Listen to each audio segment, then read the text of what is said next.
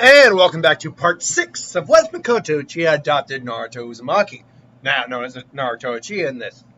Last time on the Naruto What If, we were able to go through basically the first part of the Zabza arc, where they have their first encounter with Zabza. Zabza gets away, and now they're at Tazana's, waiting to do more training. Now, someone did bring up if Sasuke and Haku would be able to see, Sasuke and Naruto would be able to see through Haku's ruse because Mikoto's there. She's been able to train them and better prepare them for the world, so they theoretically have more knowledge of what a hunter nin's actual purpose is, goal, and kind of see through deception. I'm gonna go ahead and say no on that, and the reason for that it's twofold. One, they're young. They're still very young, and I mean, at that age, there's still a lot they hadn't heard about. So it's unlikely.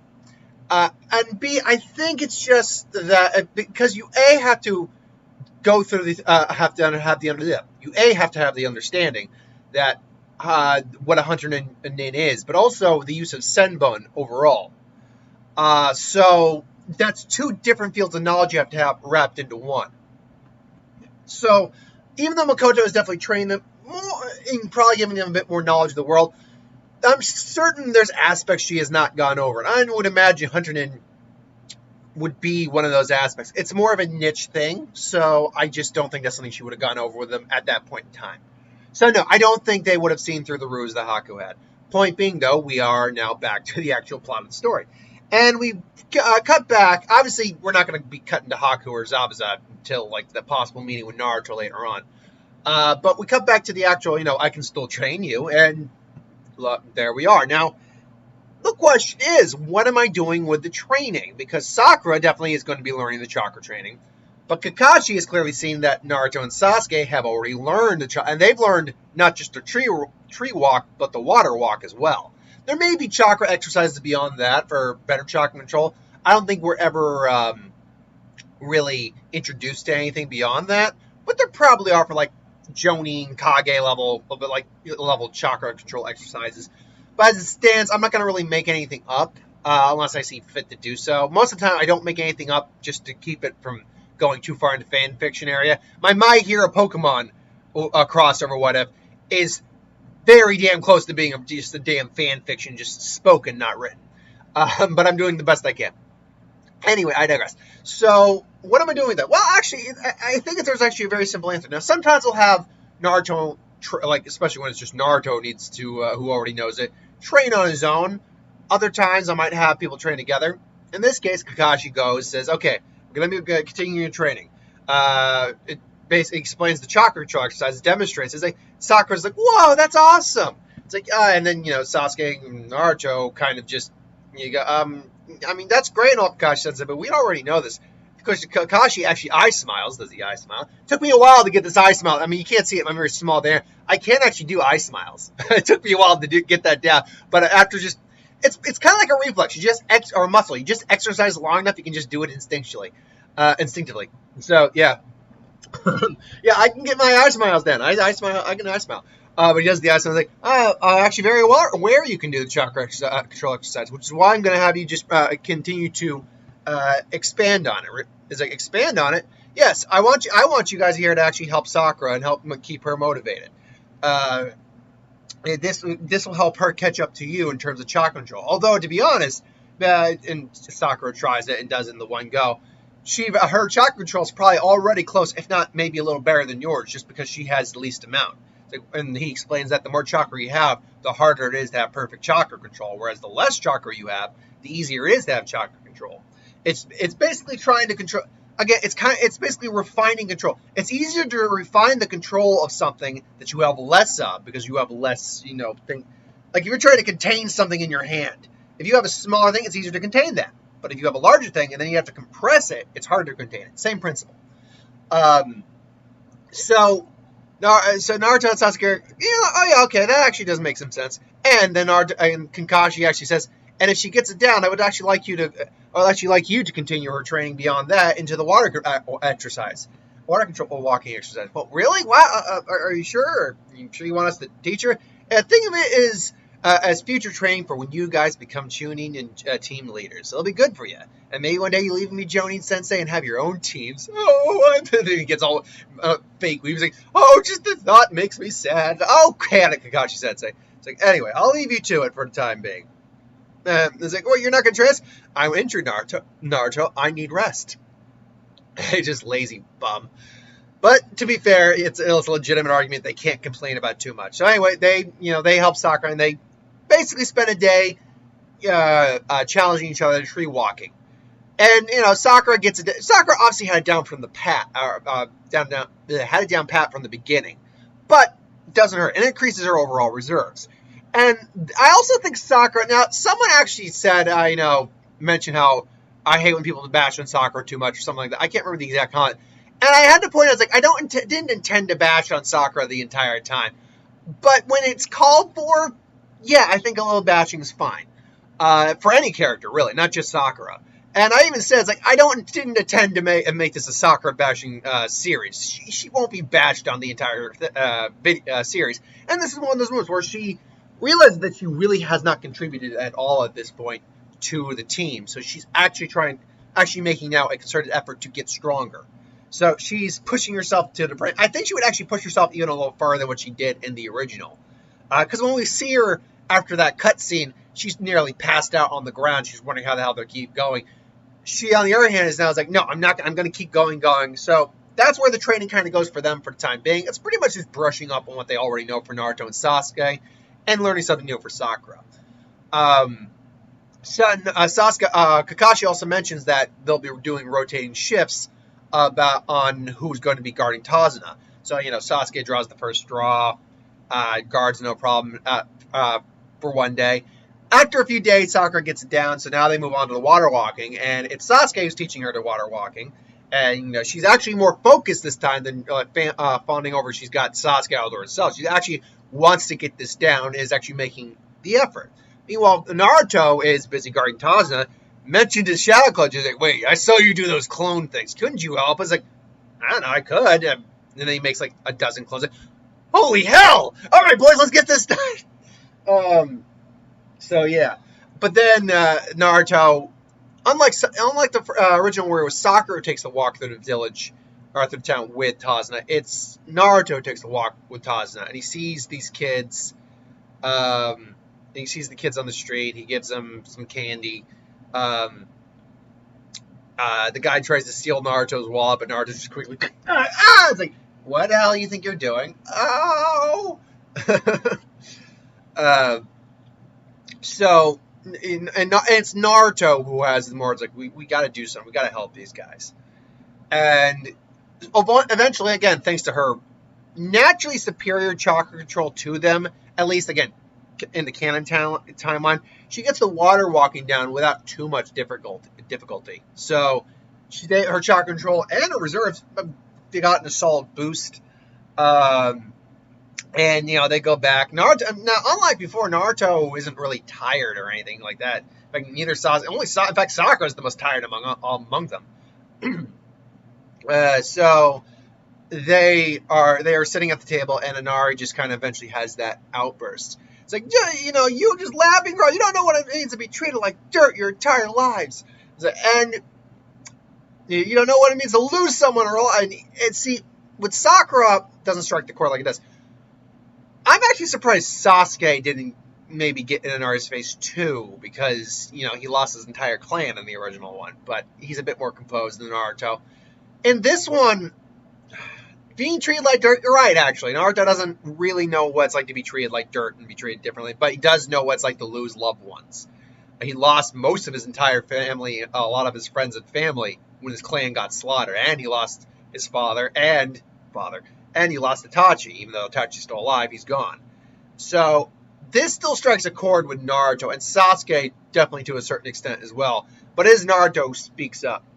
And he says more or less the same thing he does in the original, where you don't know what it's like to be treated like dirt. Or not, that was what Inari said. It's like, look at yourself whining and complaining like some sorry victim. I'm sorry, victim. It's like, you want to whine and cry, fine. fine, but don't go blaming your problems on anyone but yourself. Something I can't remember the exact line. And he goes, "You're nothing but a coward." So even Sasuke's like, "Whoa, dude." I mean, he can tell where Naruto's coming from, but still, something about how Inari was acting really struck with Naruto. Ultimately, I think it would always strike with Naruto because Naruto is very different from Sasuke or Sakura in terms of how he interprets things. And again, experiences vary. Obviously, he doesn't have the same experiences, but I do think the fact that he still lost a huge chunk of people in his life, people who cared about, still weighs on him. He just buried it under a lot of, keep going with life. We'll keep going, be happy, all that. So it's fine. But every now and then he still, thinks and goes back to those moments. And yeah, I think it probably wouldn't have been as harsh as it was in the original. Because you could tell Naruto was pissed at Inari when he said it originally. "You're nothing but a coward!" Yeah, no, he was pissed. This one's more like, it's like, he says it a bit more coolly and a bit more cold, but there's still an air of anger in there. Like, an air of, "Are you freaking kidding me, kid? Are you freaking kidding me?" So, he goes off and he kind of just cools down a little bit, firing off attacks and stuff like that, training. So we cut now to, Inari's still crying and Kakashi comforts him. That said, what Kakashi says in this version is not the same what he said, because, it might be hard for you to believe, but Naruto actually was adopted. Yeah, his real parents died around right when he was born. He never actually got to know them. But he was adopted by a friend of his mother. His brother Sasuke is actually technically not technically Sasuke is his adopted brother, and he grew up knowing happiness, but then unfortunately their entire clan was slaughtered. It's like, what? Indeed, it was very sad and hard on all of them. The only survivor was his mother, Mikoto, and they were lucky to have her still around. And those words that Naruto told you, as harsh as they may be, he's probably told himself that now about probably 100 times. I think him and Sasuke just got tired of crying. So there you go. It's something akin to that. And anyway, we cut now to Haku, seeing Naruto sleeping. Although Naruto's not sleeping from passing out from training, he was more just kind of stretching, more just letting loose his anger, maybe throwing some tornado fists here or there, great breakthroughs, all that. So instead of pass out, he's more kind of like leaned against a tree. He is still sleeping though, and Haku goes there. Naruto though at least has some awareness where he kind of stirs a little bit. It's like, And honestly, Haku wasn't going to kill him anyway. But Haku goes, "Wake up! You're going to get your cold out of here." Oh, sorry. Whoa. Dai, what are you doing out here? "Oh, I'm collecting herbs." Is it herbs? "Oh, I can help you. You start money, huh? Don't you, sis?" And then, yeah, they have that whole conversation, and Sasuke goes look for Naruto. He reacts, I think, the same way he reacts to Haku when they cross paths. It's just like, it's like, "Wow, that's a boy. He's a boy. He's prettier than Sakura." I'd say, I've seen a lot of weird things in my day, but that takes the cake. He's like, "Did you forget about lunch, loser?" "Oh, stop it, Duck. But you want to go?" And then they laugh and head to breakfast. So now we cut really to the actual bridge battle. A big difference here is that Naruto is not asleep. Naruto's fully ready to go. So Naruto's there from the get-go.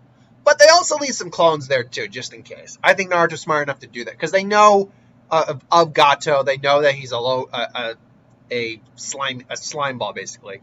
So he might send someone there to attack Inari and his mom, which he does, and Naruto quickly takes care of that. So that's taken care of. But we get to the bridge, and it's like, "Oh, someone got to them!" And then the mist happens. Like, this isn't the same mist. Sorry, I got gunk in my eyes. I only just woke up maybe an hour or two, guys. I'm not fully. I'm not fully functioning. Why I wanted Johnny Depp? Why I wanted Jack Sparrow? I don't know. I'm incoherent. Coherently incoherent. I digress. So, the mist girls, and it's like, "I got this." Naruto tries a great breakthrough, but the mist is so thick with both chakra and the actual water around them coming from the sea that even though it parts temporarily, he can't part it permanently. It's like crap. It's like, I'm not going to be able to part. I need a lot more. You need a... And to which Zaba says, you need a lot stronger technique than that, kid, to get rid of this mist. And even then, you'd probably run out of chakra before it actually dissipated forever. And it's like, I knew it. You were just working. You were just working with him, aren't you? You were working with him the whole time. And you know, so you have this. You have the square off. They square off. They have the face off. Haku, I think, and Sasuke and Naruto was like, I get it. It's like, no way, Naruto, I want to try him out. It's like, oh, come on. And then, all right, and then they do a rock paper scissors, and Sasuke gets to go, and they square off. They face off.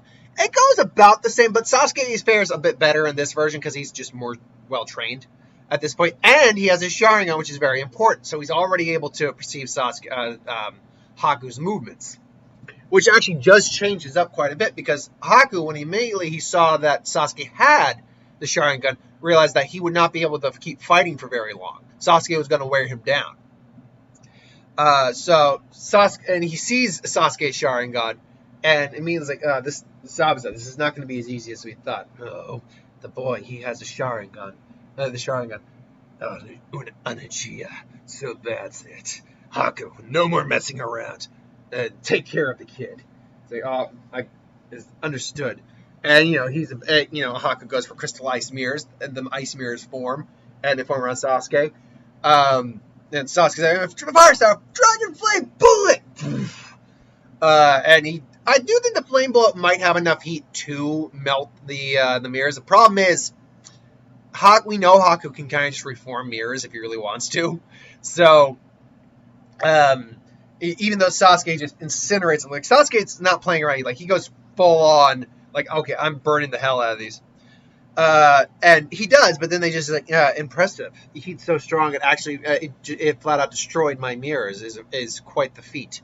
But with all the water around, I can easily reform it, Sasuke. Now, and he just throws the 7 bones. And Sasuke is able to dodge the majority of them, but he can't dodge all of them because the speed.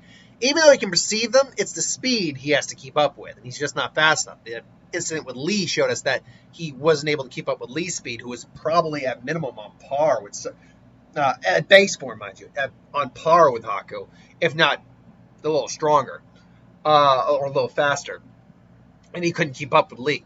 Even though he could perceive Lee's movements, he couldn't keep up with it. And I think that's the same problem here, because how fast those Senbons were moving, it'd be very hard for Sasuke to keep up with that.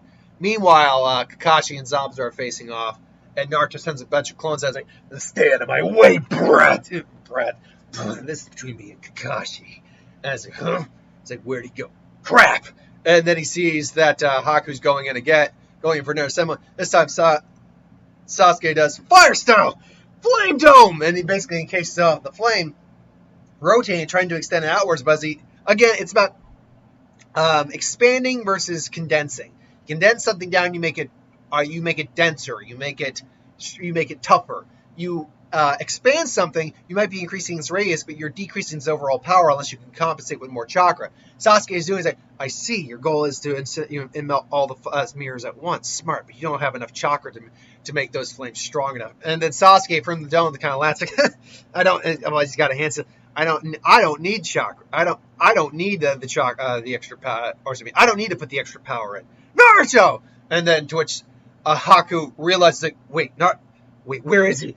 And then he realizes Naruto's up in the air. Tornado fist explosion! And basically just fires the tornado fist, which strong enough to rattle the mirrors, but because it's a wind-based jutsu and the mirrors are ice, which is wind and water, it wouldn't be normally strong enough to break the mirrors. Maybe crack them or rattle them, but that wasn't the goal. The goal was to fire the tornado fist, an A-rank technique, onto the fire dome, which greatly not only increased its radius, but overly impacted its strength. Haku immediately books it out of the mirror as all the mirrors get incinerated.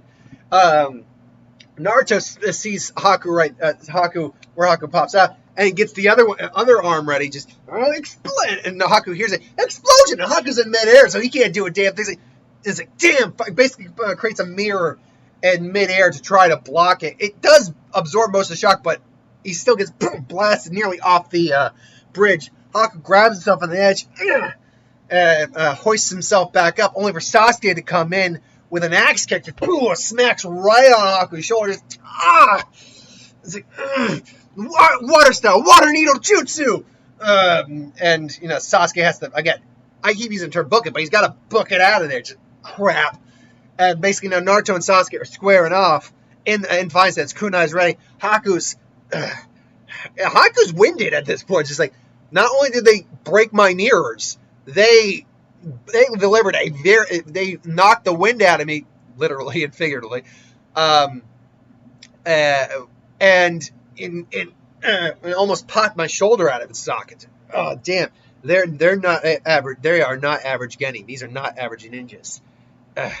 And that, unfortunately, and basically now it's like my crystal ice mirrors aren't going to work now. What exactly am I going to do? Meanwhile, the fight with Zabuza and Kakashi's been going on, with Zabuza taking the winning edge for most, because he had the advantage throughout most of that fight until Kakashi got serious. But Zabuza actually is getting distracted by the fact that Haku, this boy who's just so, who is like probably Chunin, if not Jonin level in strength. He even says that Haku probably would surpass him hypothetically, is even stronger than him. The fact that this boy that he raised that with all this potential is actually being pushed back by these two Genins. Like, who are these brats? To which, again, Zabuza basically gets distracted. Kakashi basically summons his hounds. They trap Zabuza. So we have Zabuza trapped by the hounds. We know what's coming after that. And we have Haku basically now being pushed into a corner by the combined duo of Sasuke and Naruto. So the question is, what happens now? Does Zabuza die? Does Haku die? Does Haku die? Do they both live? And when is Gato showing up? Find out on... When's the next one of this? Find out on Sunday. Oh, I love being a dick sometimes. Find out Sunday on Part 7. Until then, like, comment, share, subscribe. I hope you enjoyed. Thanks for watching. I just who would win Star Wars, Super Magic, what if, anything new in the channel. Put that in the comments below. Let me know. We'll get to that at some point. Click that bell if you want notifications. And as always, if you want us to review something, put in the comments below as well. I'll get to it at some point. So thanks for watching. I'm good for today. I'll have another what if. It'll be I think we're on part 6 coming up of the My Hero Pokemon crossover what if. So that'll be tomorrow. Stay tuned. Later.